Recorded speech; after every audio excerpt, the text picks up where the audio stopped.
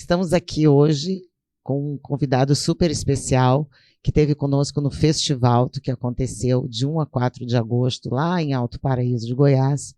Então, eu estou aqui com o professor Alexandre Schutte, que é um mestre em várias especialidades, aí, astrólogo, doutor. Eu vou deixar que ele se apresente, porque são várias coisas.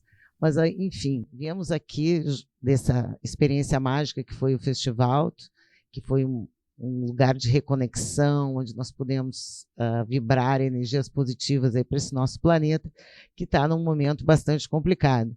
E como a gente está só vendo um cenário pela frente, não dá para a gente confiar em mais ninguém, eu convidei aqui o professor Alexandre para nós perguntarmos para as estrelas, afinal de contas, vamos recorrer a elas para tentar entender o que está acontecendo nesse nosso momento, nesse mundo agora, nesse exato momento. Então, bem-vindo, Alexandre, aqui. É muito bom te receber. É a primeira vez que eu faço uma entrevista, então eu também não sei fazer isso muito bem, então relaxa, faz de conta que a gente está batendo um papo lá em casa. E eu queria dizer que fizemos ontem o meu mapa astral e é uma experiência incrível. Quem tiver a oportunidade e quiser fazer um mapa astral, nós vamos botar aqui no GC aí todos os dados do professor Alexandre para que vocês possam fazer isso via internet. Tá bom? Se apresente, então, para nós. Tati, muito obrigado. Eu acho que essa é a primeira coisa, enaltecer o festival que ocorreu agora, no início de agosto. E foi uma experiência muito marcante, onde todos, sem exceção, saíram muito integralmente felizes, preenchidos, em paz, e ao mesmo tempo com o pé no chão, conscientes. E foi feito vários trabalhos no Festival Paraíso, trabalhos de saúde, de meditação, de consciência, de uma visão mais ampla, uma visão mais cósmica, uma visão mais geopolítica. Então foi um trabalho muito, muito bonito. Eu quero te dar parabéns por ter sido a mentora, organizadora, de todas as pessoas envolvidas. Eu sei que vão ter outros festivals, agora vai ter acho que é 31 de outubro. 31 de outubro. Então, realmente, eu vou ser um divulgador. Já tenho feito isso no meu espaço de mídia, né? Mas meus parabéns. Né? Obrigada.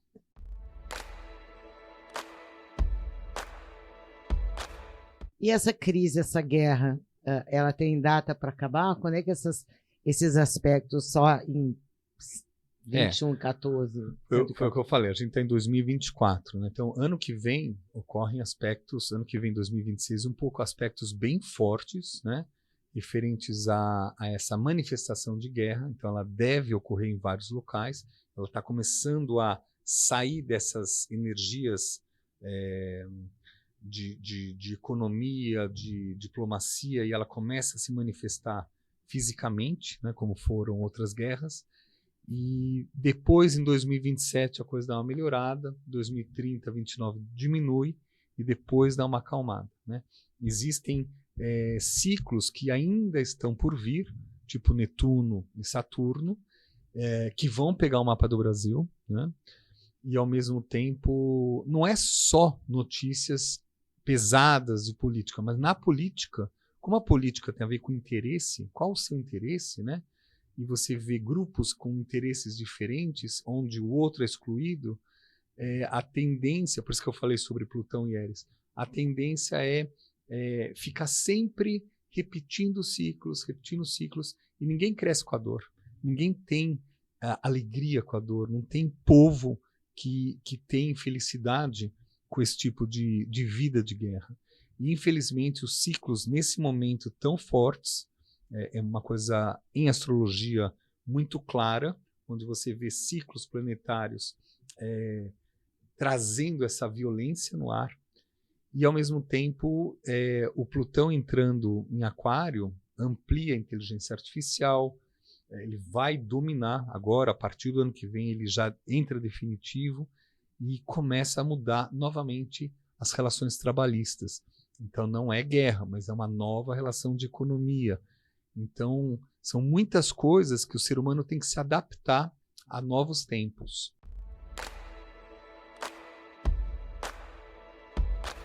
Estamos ou não estamos em guerra, Alexandre?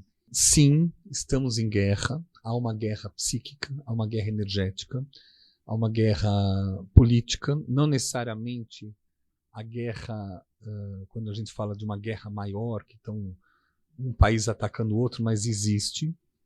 Eu vou iniciar falando em astrologia sobre 2 planetas anões, ou seja, o Plutão e Éris. O Plutão demora para dar a volta em todo o circuito, em toda a elíptica, 248 anos. O Éris, 558 anos, ou seja, é muito lento. Desde que nós nascemos, o Éris está em Áries. Né? Entrou em 1921, vai sair em 2040, ou seja, muito tempo, muito lento. Quando eles se juntaram, isso foi em 1756, ocorreu a primeira guerra de uma forma que a gente fala uma guerra mundial. 1756, entre a Inglaterra, com Hanover, né, que seria a Alemanha, e a Prússia, juntos contra a França e a Áustria. E essa guerra durou 7 anos. Mas essa guerra iniciou bem no ciclo planetário de Plutão e Éris na conjunção. E isso foi a 17 graus de Sagitário. Né? E só vai ter um outro encontro em 2115. Ou seja, são quase 360 anos da mesma história. Então a gente está tendo uma repetição que vai tendo seus picos. Né? Então, essa guerra foi a Primeira Guerra foi outro, a Segunda Guerra, as divisões de pensamentos ou da economia também são formas de guerra. Então, quando a gente fala da geopolítica, sem olhar para esse âmbito astrológico, vai pensar que é algo separado, mas não é. São manifestações do mesmo tom, da mesma história. Né? E em 2020, 2019, 2020, quando houve o vírus e toda aquela parte que aconteceu, essa posição de Plutão e Éris estava numa quadratura. Uma quadratura final que só vai acabar em 2115, ou seja, de tão lento que é. Aonde começou a ter discórdias. O Plutão que tem a ver com morte e destruição e Éris com a discórdia.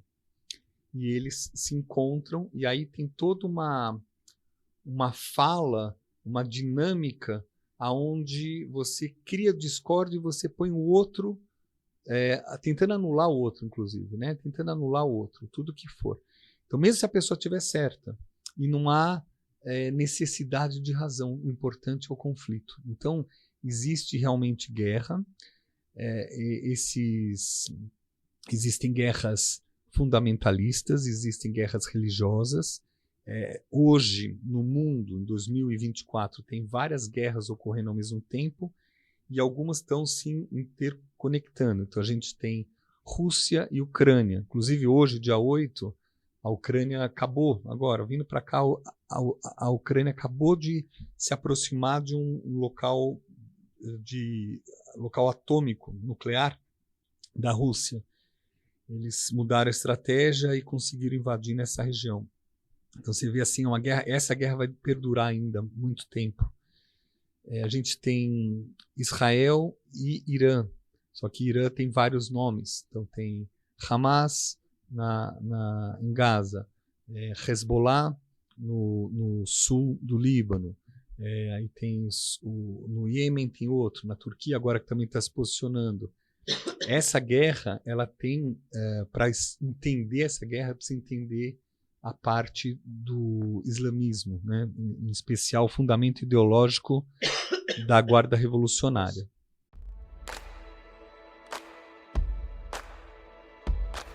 Voltando aí a essa questão de que o Irã é tudo, que o Irã é o Hamas, é o Hezbollah, é os Houthis, né?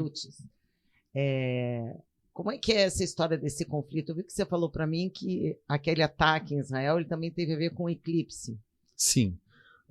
No mapa de Israel, então assim, tem vários assuntos. Tem o mapa de Israel, onde até em abril de 2023 eu fiz a previsão do que ia ocorrer, mas era mais para um amigo que eu fiz o vídeo, um jornalista internacional, e ocorreu exatamente vinculado a esses eclipses.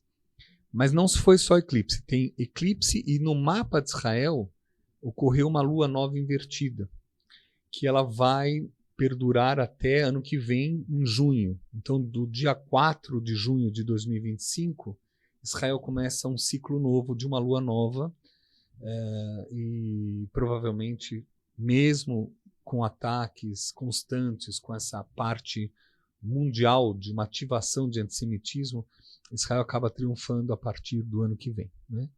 E isso olhando o mapa de Israel. Os eclipses, eles são muito fortes quando eles tocam em determinado grau do zodíaco. E quando ocorreu, tocou exatamente, foram 2 eclipses colados no ascendente de Israel. E também ciclos planetários muito fortes em cima do Sol de Israel. Então é uma sequência de ativações até meio sem luz, né, que a gente fala negativas, né, com esse mapa. Essa é uma das partes da guerra. Por outro lado, para entender o porquê o Irã, com os seus braços, né, então a gente tem o braço do Hamas, que está em Gaza, do Hezbollah, que está no sul do Líbano, a gente tem dos Houthis, né, a gente tem a Turquia se posicionando e o próprio Irã, e de repente a influência que tem em outros locais, onde há financiamento do Irã, até em faculdades e Estados Unidos, na Europa. Inclusive, eu morei num bairro em Beverly Hills que só tem persa, só tem iraniano. Os meus filhos, todos os colegas deles de escola eram persas, ou judeus ou só islamitas, mas tem muitos, eles estão espalhados por todo mundo. E essa ideia que você estava falando, Alexandre, que eles, como é que eles não têm um território? Como é isso? É assim, é uma parte bem interessante da história, né? Assim, quando você fica vendo o fundamento ideológico da Guarda Revolucionária do Irã. Isso é muito importante, ela tem suas origens em 600 e pouco depois de Cristo, 700 depois de Cristo, e ela vai se transformando até 1979, quando tem uma grande revolução, onde sai o Shah Reza Pahlavi e entra o controle religioso, né? Então lá, assim, a gente tem e é interessante porque não são as pessoas, não são iranianos nem muçulmanos, nem judeus. Na verdade, é por onde passa a linha política, né? E existe o fundamento ideológico, a identidade, inclusive eles mesmos agora colocaram, há uns 2 anos atrás, da Guarda Revolucionária, eles colocam 4 tópicos. Então, são primeiro os guardiões do Islã, depois os soldados com obediência do líder supremo. Se não é o líder supremo, é o imã, que é o líder religioso, que é o primeiro. Depois tem uma coisa mais oculta ainda por trás. Depois tem o martírio do povo revolucionário, ou seja, somente o povo que seja fiel. Então tem muito muçulmano que não é vinculado a essa ideologia política religiosa, mas nos locais onde tem o poder, eles acabam sendo banidos, massacrados, mortos e excluídos completamente. Ou seja, não tem uma opção de uma outra linha de pensamento, né? E aí, nesses conceitos da Guarda Revolucionária, que teve o seu início, mas hoje não tem mais o conceito de Estado-nação, né? O importante existe as terras dos muçulmanos e as terras dos infiéis. É assim que é visto, né? E isso aqui, você tem uma ideia, por isso que não são os árabes ou muçulmanos, ou não é nem a raça nem a religião, mas é uma linha política e ainda é uma porcentagem pequena. A gente tem a divisão de xiitas e sunitas. Essa parte do Irã são dos xiitas, né? Que chega a uns 10% do mundo muçulmano no mundo hoje, né? Então existem muçulmanos espalhados no mundo inteiro, da mesma forma que existe chineses, da mesma forma que existe judeus no mundo inteiro, em proporções cada vez menores dos judeus, são sempre menores, mas eles representam,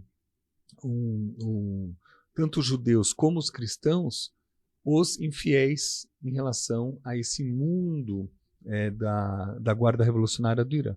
Então, todos esses grupos terroristas, eles estão relacionados a essa guarda? Grande parte. Grande parte. E aí não seria simplesmente ir eliminando os líderes? Por que isso não é eficiente? Não, primeiro que não existe... Existe o líder religioso. E é bem interessante isso, né? Em mais ou menos 864, aconteceu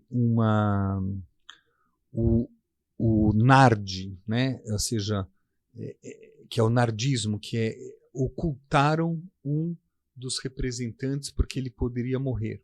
Então, estava tendo as guerras internas entre eles, e aí eles falam, ele vai voltar, ele vai retornar e ele está oculto. Então, além do líder religioso, que é o imã, e existe também o líder supremo, e existe também o Nard. O Mard, né? O Mard, ele é como se fosse um Messias, que ele vai vir, que ele vai voltar. E segundo as profecias, ele vai vir depois, isso desde 79 que mudou, com Khomeini, que ele alterou as leis e as falas, né? Então, de 1979, quando o Khomeini pega o poder, depois vai para o Khamenei, né? Eles começam a mudar a forma onde existe um futuro que vai ter uma guerra apocalíptica entre o bem e o mal. O bem seriam os fiéis e o mal seriam os infiéis. O bem são as pessoas que seguem as falas do imã, do líder religioso, e o resto do mundo inteiro é. Então começa com os judeus e agora com os cristãos. Você pode até ver na Inglaterra, por exemplo, tem bairros que estão sendo atacados com armas e facas e paus, pessoas que não têm nem origem judaica, mas são pessoas da Inglaterra. E isso tem já começando a reverberar, porque é o propósito. Então, quando você fala de um líder, tanto faz, porque se por acaso uma força de defesa ataca um líder e elimina o líder, surge rapidamente um outro.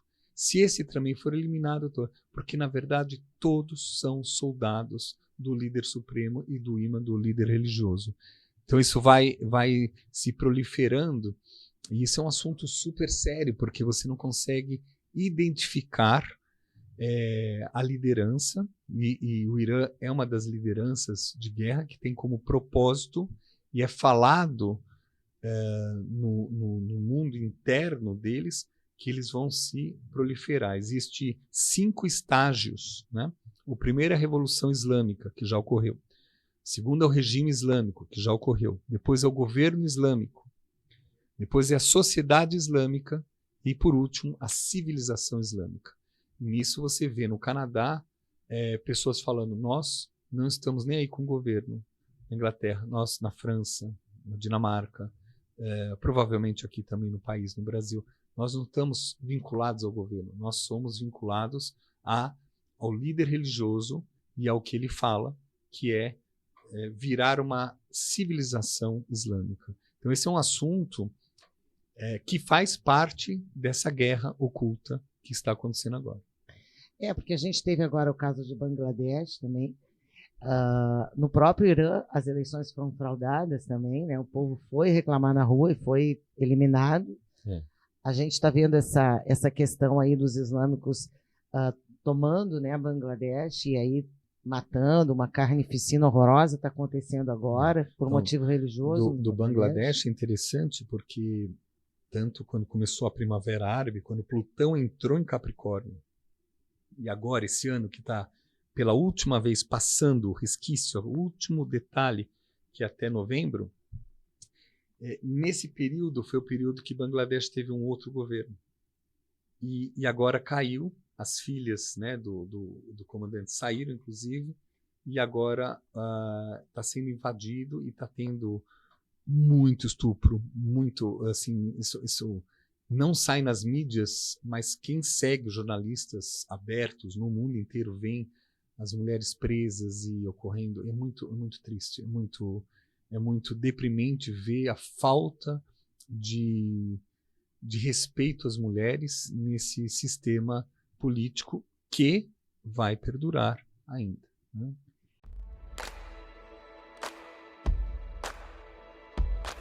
E a Venezuela? Vamos saber da Venezuela aqui da América do Sul. Parece Tati, que, na minha opinião, a gente tem um modus operandi meio similar, né? então, é isso que eu ia te Porque, falar. assim, você teve em 2020 a vitória do Biden numa eleição extremamente questionável nos Estados Unidos, seguida de uma manifestação, de um golpe fictício, de uma manifestação lá no Capitólio que gerou a prisão de um monte de gente que também está cumprindo ali nos Estados Unidos penas de 15, 20 anos. Depois nós tivemos aqui no Brasil o mesmo caso, né? Nós temos hoje um presidente eleito que não pode sair na rua, agora em lugar nenhum do mundo, que é vaiado em todo lugar, foi vaiado no Chile, é vaiado em qualquer lugar agora, contra um presidente que perdeu, que é ovacionado em todo lugar. E junto disso, um golpe mentiroso de 8 de dezembro que prendeu velhinhas e deu penas de 8 de janeiro e deu as velhinhas aí, foram todas parar na cadeia. E agora a Venezuela é exatamente o mesmo caso. Eu falei do Irã porque no Irã ocorreu primeiro a mesma coisa, a primeira eleição que viram que não batia com a vontade do povo, pela grande maioria, começaram mobilizações, 100 pessoas foram presas, na outra vez foram 1.500 mortos, muitos presos. Isso se repetiu em alguns países, muito parecido, até a porcentagem igual, né, de diferença, e agora está na Venezuela. Caso a Venezuela ou o Maduro chegue a falar, né, ele acaba colocando todos em risco, porque na verdade há um sistema por trás muito grande, né? Mas esse é um assunto super complexo, muito complexo, né? Onde você tem que ver se tem como provar. Agora vai ter uma eleição americana. Então, a eleição americana tem que ver se por acaso, porventura, vai ser parecida com a eleição anterior entre o Biden e o Trump, Donald Trump. Agora vai ser um outro momento, né? E então essa parte da Venezuela, a gente tem até maio para ter uma certeza do que vai acontecer. A gente tem vários momentos, como eu falei no início, todos esses envolvidos, eles estão vinculados a alguns ciclos planetários. Um deles é em cima da estrela de Algol. Eu me lembro quando o nodo, não nessa vez, mas o nodo na outra vez passou em Algol, foi quando deu um assunto no Iraque com Saddam Hussein. E a forma que ele morreu tinha a ver com o Algol também. Ou seja, assim, a gente vê essa política e essa frequência arquetípica se repetindo. Das eleições tem algo muito parecido com o que aconteceu no Irã, e a métrica parecida, a história é muito parecida, né? Então, o Maduro é um coringa, porque se ele fala o que ele sabe, que ele até chegou a falar, né? Eu acho que faz umas 2 semanas ele pegou e falou em relação às eleições do Brasil, e aí parecia que ia ter uma guerra diplomática. Eles conseguiram reverter isso nesse meio tempo. Então, tudo depende muito dessas forças, e eles estão batalhando para manter o mesmo sistema, né? Então, para o Trump também vai ser complicadíssimo nos Estados Unidos. Do Trump, a eleição é dia 5 de novembro. E a eleição é dia 5 de novembro desse ano 2024.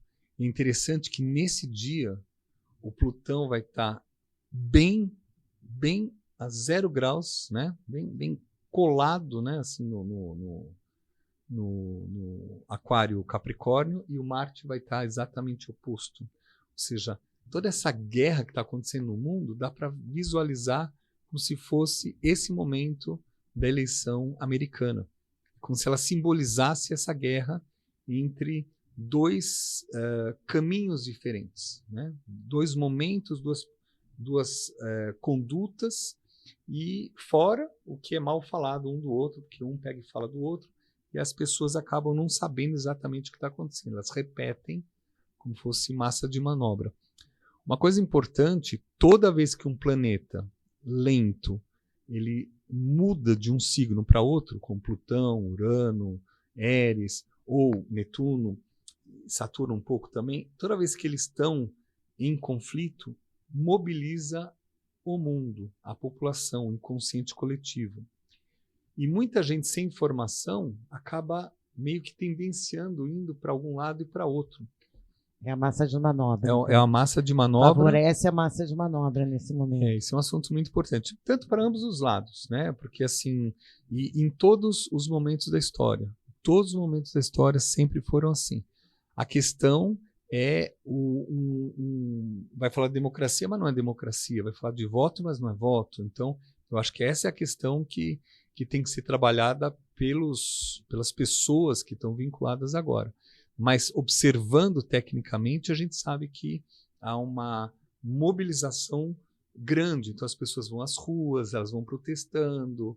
E é importante nesse momento com Eris é trabalhar a posição da discórdia, ou seja, não ter vergonha de falar o que acha, né? Não ter vergonha de assumir quem é, para que você possa influenciar as pessoas. Tem muita gente que nem sabe o que está falando. Repete falas e não tem consciência do que está falando. Isso é uma verdade em vários locais, né? Então você pode, tanto em Taiwan, quanto a China, na Ucrânia com a Rússia. O Putin tinha falado que não ia trazer os jovens de reserva militar, 18, 19 anos, em linha de frente, colocou. Hoje eles acabaram tendo problemas, tiveram que fugir. Então, as falas, eles não têm consciência de onde eles estão, né? E do que está acontecendo. Pessoas em passeatas nas ruas. Imagina assim, eu tenho amigos de todos os tipos de sexo, assim, das suas opções sexuais, amigos mesmo, né? Imagina que alguns vão para a rua para defender aonde eles seriam mortos. Surreal, então, né? Assim, é uma coisa assim, a pessoa nem tem noção que se ela entrasse por 10 minutos com, sei lá, com a postura dela em determinados locais, ela seria excluída, cortada e morta. Então, essa falta de visão, de consciência, é um assunto super sério e é muito difícil, porque o tema maior é para onde a educação está direcionando.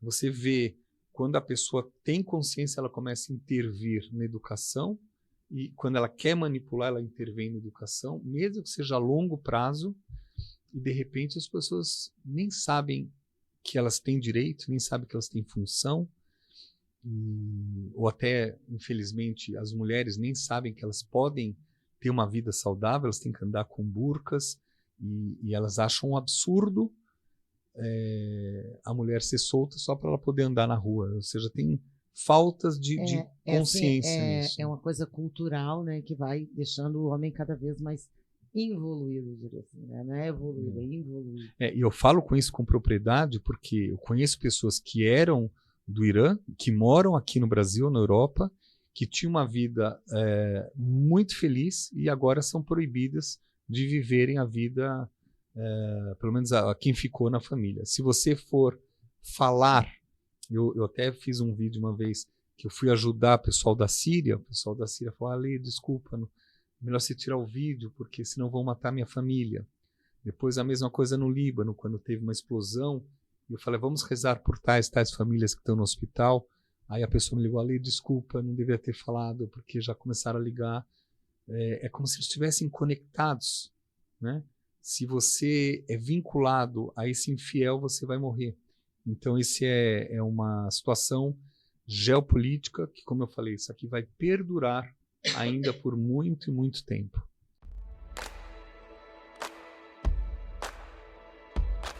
E a crise econômica, né? Se uma guerra é iminente, o que sobra aí para os países?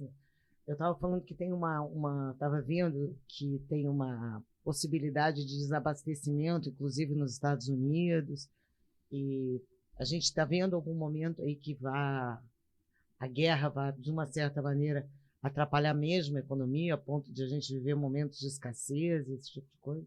Eu não vejo dessa forma tão alarmista, mas eu vejo que tem uma grande mudança. Então, dia 21 de dezembro de 2020, ocorreu também um encontro de dois planetas, Júpiter e Saturno, que são os cronocratas, que eles têm a ver com as mudanças de 20 e 20 anos da economia mundial. E eles ocorreram exatamente a 0 graus 29 de Aquário, onde hoje, dia 8, Plutão acabou de passar, retrógrado passou, e ele volta no dia 11 de dezembro.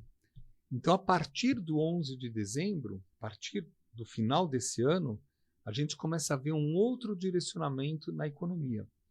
E isso envolve bolsas, envolve abastecimento, mercado futuro, tudo, mas, na verdade, eu acho que é mais essa união de países para cobrar impostos, né? Assim, pelo que eu tenho visto, porque vai ter, nesse período, reuniões de novo com objetivos de criarem novos impostos, ou seja, novas formas de repente, igual a gente falou da Olimpíada, da moça que se esforçou e vai pegar quase um terço, né, do que ela ganhou para passar para o governo, e de repente desestimula, inclusive, a pessoa a continuar, ter uma paz e poder só treinar, né, pagar as contas da família.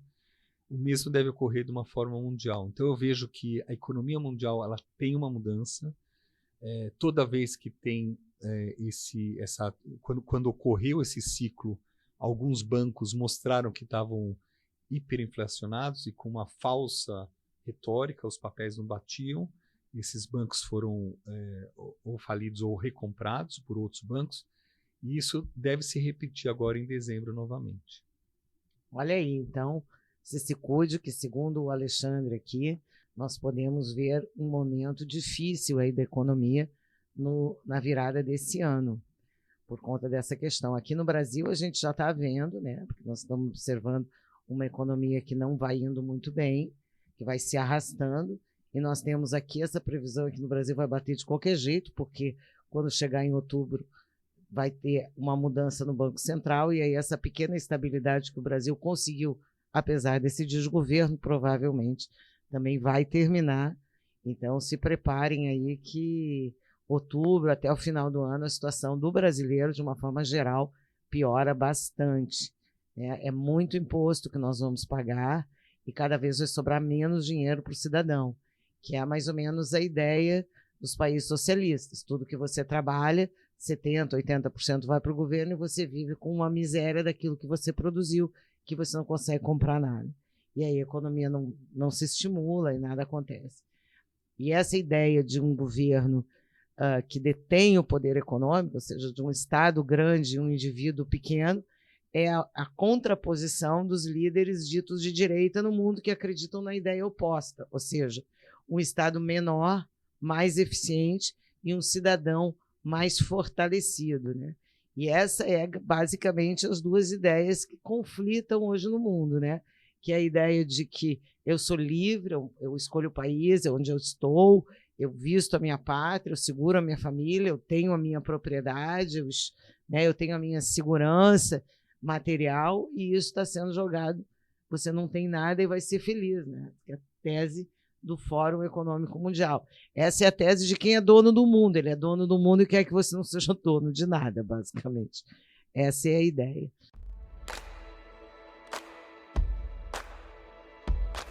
Se tivesse assim um recado aí para os brasileiros para essa eleição agora de prefeito, você acha que as agendas aí da direita ou tal do bolsonarismo tem alguma chance? Como é que os mapas aí do PT, do PL? Você chegou a dar uma olhada? Eu cheguei, eu não entro nisso. Normalmente eu entro de forma diferente. Eu acho que se as pessoas vão votar, elas têm que saber em quem elas estão votando.